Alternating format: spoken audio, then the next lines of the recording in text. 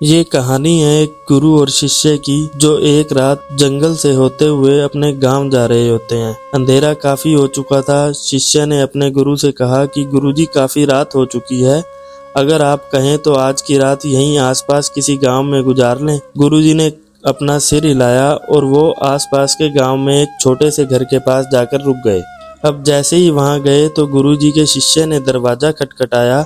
उस घर से एक गरीब आदमी बाहर आया तो गुरुजी ने बोला, हम अपने गांव जा रहे थे लेकिन काफ़ी रात होने की वजह से हमने इसी गांव में रुकने का सोचा।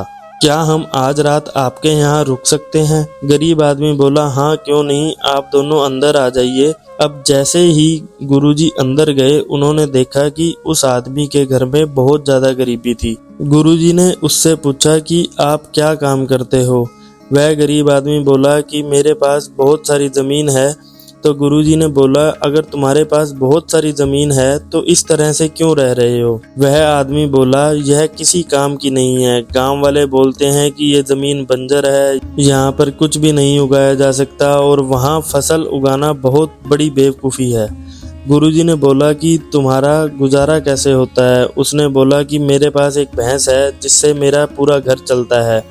ये सुनने के बाद गुरुजी सो जाते हैं और रात में जब सब लोग सो रहे होते हैं तब गुरुजी अपने शिष्य को उठाते हैं और उस गरीब आदमी की भैंस लेकर अपने गांव चले जाते हैं। शिष्य अपने गुरु से पूछता है कि गुरुजी, कहीं आप ये गलत तो नहीं कर रहे?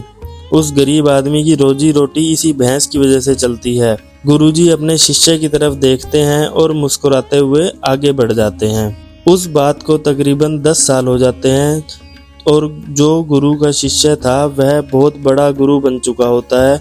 एक दिन उन्हें उस गरीब आदमी की याद आती है कि मेरे गुरु ने उस आदमी के साथ अच्छा नहीं किया था, मुझे एक बार चलकर वहां देखना चाहिए कि वह आदमी किस हालात में है। वह शिष्य उस गांव की तरफ जाता है। वहां जैसे ही पहुंचता है तो वह देखता है कि जहां पर उस गरीब आदमी का झोपड़ा था वहां एक बड़ा ही आलीशान महल बन चुका था और उस झोपड़ी के बाहर जो बंजर जमीन थी उस पर फल और फूलों के बगीचे बने हुए थे। तभी उधर से उस घर का मालिक आता है। शिष्य उसे पहचान लेता है और उस आदमी को बोलता है, तुमने मुझे पहचाना? मैं अपने गुरुजी के साथ आया था, हमने एक रात के लिए आपके यहाँ पे वास किया था। वह आदमी उसे पहचान लेता है और बोलता है कि उस रात में आप कहाँ चले गए थे? और उस रात के बाद ही मेरी भैंस कहीं चली गई थी। मेरे पास कोई रास्ता नहीं था तो मैंने अपनी जमीन पर मेहनत की और फसल निकल आई और आज मैं इस गांव का सबसे बड़ा और सबसे अमीर आदमी बन चुका हूँ। ये बात सुनने के बाद शिष्य के आंखों में अपने गुरुजी के लिए आंसू आ गए और उसे ये बात अब समझ आई कि गुरुजी ने ऐसा क्यों किया था और अब वो जोर जोर से रोने लगा। इस कहानी से हमें ये सीखने को मिलता है कि हमारे अंदर ऐसी बहुत सी टैलेंट छुपी होती हैं लेकिन हमें कोई ना कोई चीज़ रुकावट दे रही होती है। वो आपको फैमिली वाले भी हो सकते हैं, आपकी जॉब भी हो सकती है। देखिए, आपके पास भी तो भैंस की जैसी कोई दूसरी चीज़ तो नहीं जिसने आपको आगे बढ़ने से रोक कर रखा हो।